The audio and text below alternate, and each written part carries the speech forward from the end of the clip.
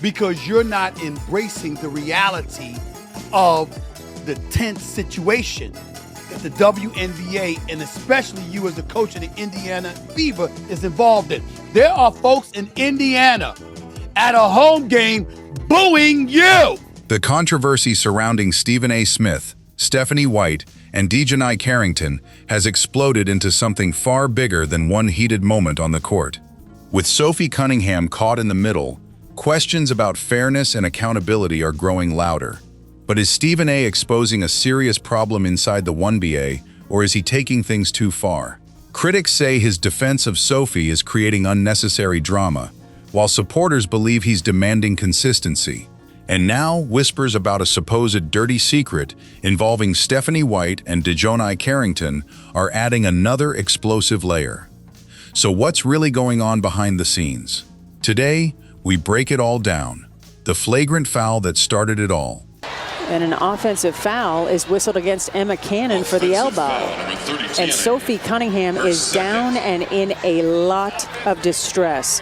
Let's rewind to August 8th. Indiana Fever versus Chicago Sky. First quarter. Nothing about this game screams historic until one fast break changes everything. Sophie Cunningham is flying down the court. She's got a step. She's going up for the layup. And out of nowhere, Chicago Sky's DiJonai Carrington closes the gap and swipes at the ball. Except she doesn't get the ball. She gets Cunningham. Across the face. Across the neck. Cunningham still finishes the layup, give her credit for that. But she crashes to the hardwood with blood on her mouth. The officials don't hesitate. They review it. Flagrant 2. Ejection. Carrington is done for the night before the first quarter even wraps up. Now, let's be honest with each other for a second. Basketball is a physical sport. Hard fouls happen. Nobody's out here saying every hit is malicious. But a flagrant 2 isn't a judgment call. It's the league's own officials looking at the tape and deciding this crossed the line. That's not commentary. That's not a hot take. That's the rule book doing exactly what it's designed to do. The WNBA fined Carrington $1,000 for the foul. And look, for a lot of people watching, that could have been the end of it. Hard foul, ejection, fine. Moving on to the next game. Sports moves fast. Controversies like this usually have a shelf life of about 48 hours before the next storyline takes over. But this one didn't fade. It was just getting started. Because almost immediately, something strange happened. In the post-game press conference, Fever head coach Stephanie White stood at that podium and said, and I want you to really hear this, that it was a hard foul, that she didn't think Carrington intentionally went for Cunningham's neck, but that it happened, and the officials made the right call. On the surface, that sounds measured. That sounds like a coach trying to stay professional and not throw gasoline on a fire. I get it. But here's the thing. This was her own player who got hurt, bloodied. The opposing player got ejected over it. And her first public response wasn't outrage, wasn't concern, wasn't that should never happen to any player in this league. It was essentially a defense of the other team's guard. Fever fans noticed immediately, and they were not happy. Social media lit up within minutes of that press conference wrapping. People weren't just upset about the foul anymore, they were upset about how their own coach reacted to it. So already, before we even get to the part everyone's talking about, we've got a flagrant foul, a bloodied star player, and a head coach whose first instinct was to soften the blow for the player who caused it. That's the setup. That's the tension simmering under the surface, waiting for the next spark. And that spark came almost immediately, from the last place anyone expected it. A locker room, a phone, and one very loaded sentence. Think about how fast the mood shifted in that arena. 1 minute you've got fans cheering a hard-fought win, and the next minute the entire conversation is about a bloodied face, an ejection, and a coach's carefully worded press conference answer that somehow felt like it was aimed at the wrong team. That kind of whiplash doesn't happen often in sports, and when it does, it tends to stick around a lot longer than a normal storyline. This wasn't going to be a one-night headline. This was the first domino. And once the first domino falls in a story like this, everybody watching already senses there's more coming before it's actually said out loud. The comment nobody explained, 2 words. That's all it took to turn a basketball story into a national conversation. White privilege at Indiana Fever.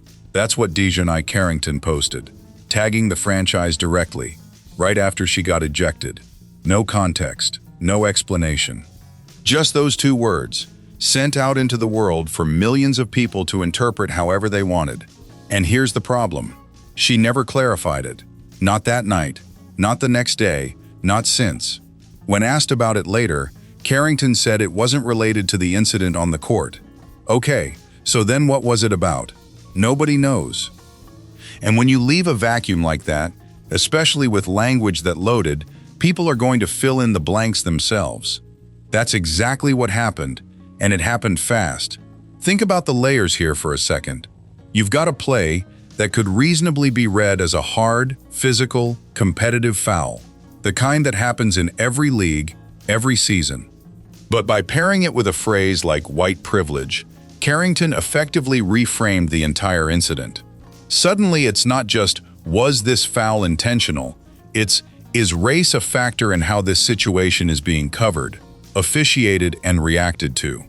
That's a completely different conversation, and it's one that doesn't resolve itself in a single news cycle. Stephen A. Smith did not let that slide. On his own YouTube channel, he addressed it directly, essentially saying that the WNBA wants to act like it can keep politics out of the sport. But you can't have it both ways. If players and coaches are going to bring these conversations into the arena, the league needs to actually engage with them, not just quietly hope they blow over.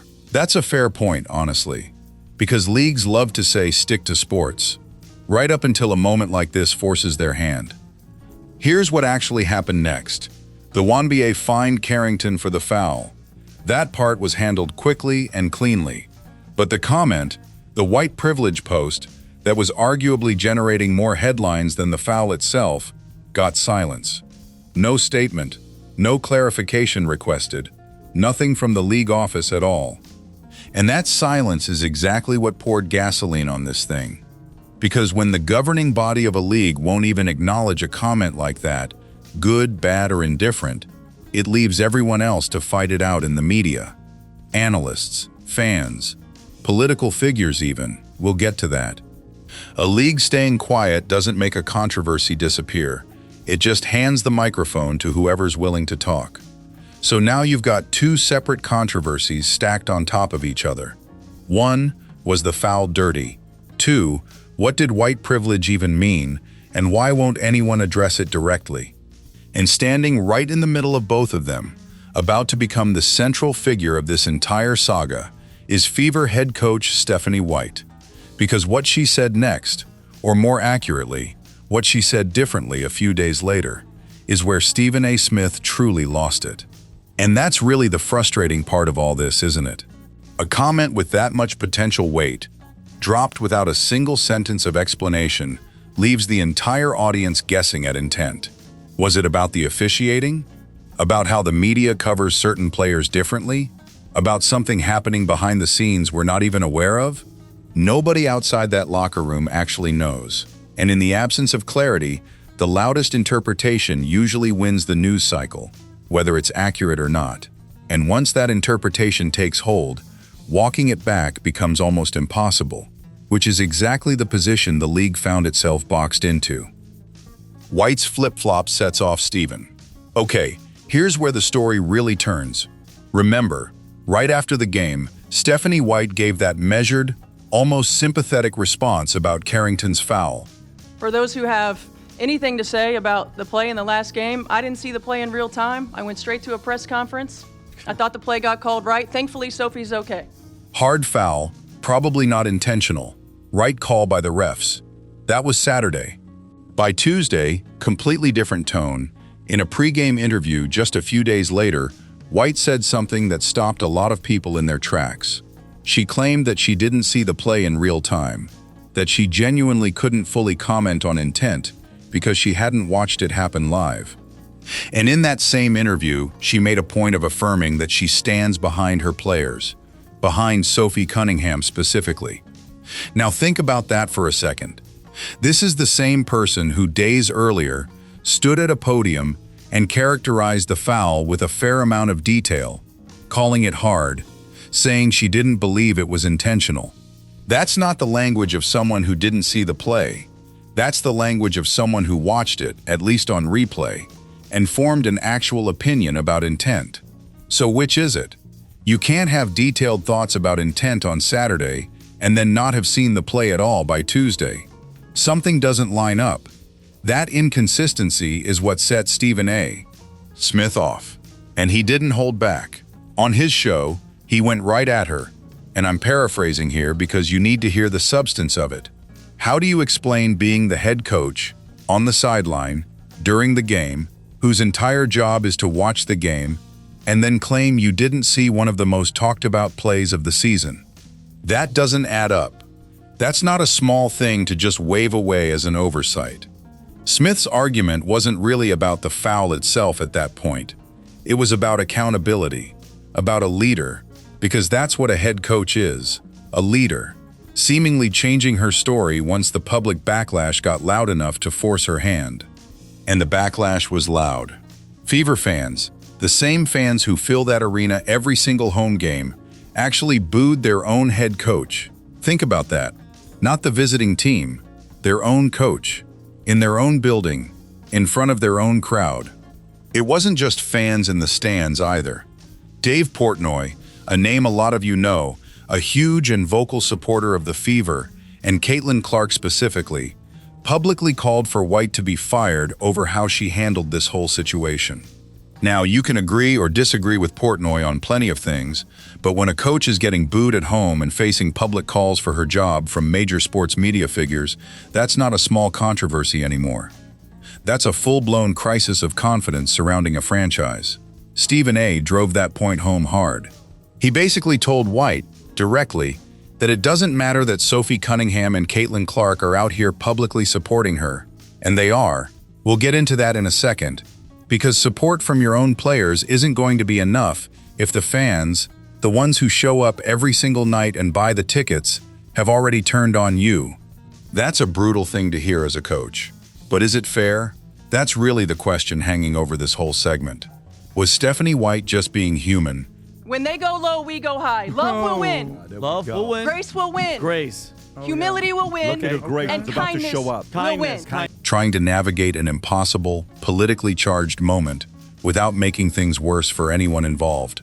Or was she genuinely inconsistent, dodging accountability by changing her story once the pressure got too loud to ignore?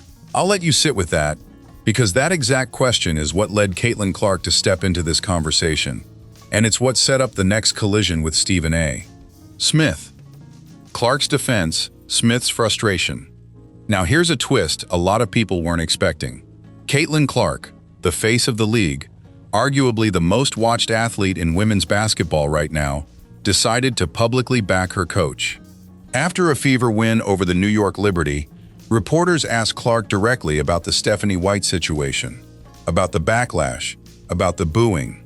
And Clark's response was calm, measured. She basically said that White is only human, that moments like this are genuinely hard to navigate, and that she supports her coach fully. On its face, that's a pretty normal thing for a star player to say.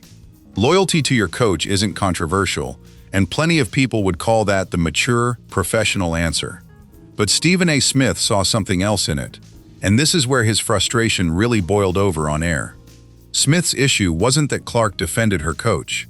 His issue was what she didn't say. He pointed out that Clark had every opportunity, standing right there in front of the cameras, to actually engage with the substance of what happened. The foul, the white privilege comment, the flip-flopping explanation, and instead gave what he considered a safe, generic answer that avoided the real issue entirely. And this is where Stephen A. said something that's honestly become one of the most quoted lines of this whole saga. He said, "What disgusts him is watching women who are smart, articulate, educated, who have the facts and the platform and the microphone right in front of them, and instead of addressing things with the honesty and seriousness the moment deserves, they dance around it." Strong words. And look, you can push back on that. Plenty of people already have. Is it really fair to expect every player to become a political commentator every time a reporter shoves a microphone in their face after a game? Clark is out there to play basketball at the highest level, not referee a national conversation about race and coaching accountability on command. Some would argue her response was exactly right, supportive, human, and appropriately restrained given how sensitive the topic actually is. But Stephen A's counterpoint is worth hearing too. When you're the most visible player in the league, when your words carry that much weight and reach that many people, staying vague on a moment this significant isn't neutral, it's a choice. And in his eyes, it's the same pattern he sees across the WNBA as an institution. Avoid the hard conversation, hope it fades, move on to the next game and the next headline. And through all of this, the booing, the flip-flopping, the media firestorm, there's one person whose voice actually matters more than anyone else's in this entire story. Sophie Cunningham, the player who actually got hurt in the first place. And what did she say? On Tuesday, Cunningham made it clear, in her own words, that she's good with Coach White. How are you feeling with that? Obviously, you came back and Yeah. seemed to be fine. Yeah, I'm good. Despite everything, despite the criticism White received for her initial response, despite the inconsistencies Stephen A called out on air, the player at the center of the incident said she's not holding a grudge against her coach at all. That's a pretty significant detail that a lot of the loudest voices in this conversation have kind of glossed over. The one person with the most right to be upset with Stephanie White has publicly said she's fine. So where does that leave the rest of the outrage? That question, where does the outrage actually belong, is exactly what pushes this story past basketball entirely. It's worth sitting with the contrast here for a second. On one side, you've got a national media figure demanding sharper, more direct answers from the people closest to the situation. On the other side, you've got the actual player who took the hit saying, in plain terms, that she's moved on. Both reactions are valid in their own way, but they're pulling this story in two completely different directions, and that tension is a big part of why it hasn't cooled off yet. Race, politics, and the league's silence. Here's the part of this story that stopped being about basketball a long time ago. Because once white privilege entered the conversation, this stopped being contained to a locker room or a press conference. It became a national talking point. And it didn't stay in sports media either. The Florida Attorney General publicly weighed in on the incident. Think about that for a second. A state's top law enforcement official commenting on a WNBA foul and its aftermath. That's how far this traveled from a first-quarter fast break in a regular season game. And that's exactly the pattern Stephen A. Smith says he's frustrated by. On his own channel, he made the point that the WNBA wants to act like it can somehow keep politics out of its product, while individual moments, a foul, a caption, a comment, keep pulling the league directly into political conversations, whether it wants that or not. His argument is simple. You don't get to have it both ways. If you want to control the narrative, you have to actually engage with these moments head-on, transparently, instead of hoping silence makes them disappear on their own. And silence really has been the theme here. The WNBA fined Carrington for the foul. That's a basketball decision, clear-cut, within the rulebook, easy to explain. But the white privilege comment, the league never addressed it directly, never asked Carrington to clarify it publicly, never issued any kind of statement acknowledging the broader conversation it sparked across the country. That silence left a vacuum, and into that vacuum walked cable news, political figures, sports talk shows, and millions of fans on social media, all filling in the blanks with their own version of events. This whole saga also landed inside an already tense moment for the league. This controversy folded into a broader, ongoing national debate happening around women's sports more generally. And when you add that layer on top of everything else, the foul, the comment, the coach's shifting explanation, the fan backlash, you start to see why this became so much bigger than one flagrant foul in one regular season game between two teams. So where does that leave us? On one side, you've got Stephen A. Smith's argument that this is a pattern of avoidance. A coach who softened her story until backlash forced a change. A star player who had the platform to address something meaningful and chose vague loyalty instead of engaging with it. A league that finds the foul but ignores the far more explosive comment that came with it. In his view, that's not leadership. That's dodging responsibility until it goes away on its own. On the other side, there's a real defensible counterpoint worth taking seriously. Stephanie White may genuinely have been trying to protect team unity in an impossible moment, not dodge accountability out of self-interest. Caitlyn Clark may have made the mature choice by not turning a routine press conference into a referendum on race relations in America. And Sophie Cunningham, the person actually affected by all of it, has said, in her own words, that she's fine with how her coach handled the situation. Maybe the loudest voices in this story aren't the ones who actually deserve the final say. Both of those things can be true at the same time. That's what makes this story genuinely complicated, and honestly, that's why it's still trending days later with no clean resolution in sight. And that's usually how these moments go in sports now. A single play on the court rarely stays contained to the court anymore. It gets picked apart, reframed, and carried by whoever has the biggest microphone at the time, whether that's a sports analyst, a political figure, or millions of strangers online who never saw the original broadcast.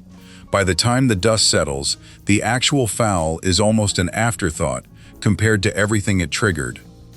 So that's the full story. A flagrant foul, a two-word post nobody's explained, a coach whose account shifted under pressure, and a firestorm big enough to pull in political figures from outside the sport entirely. Stephen A. says the WNBA keeps avoiding hard conversations until it's forced into them. Others say this got blown way out of proportion, especially since Cunningham herself has already moved on. Honestly, there's truth on both sides. So tell me, was Stephen A. right to go this hard at Stephanie White? Or did he overreact? Drop your take below. I read every comment.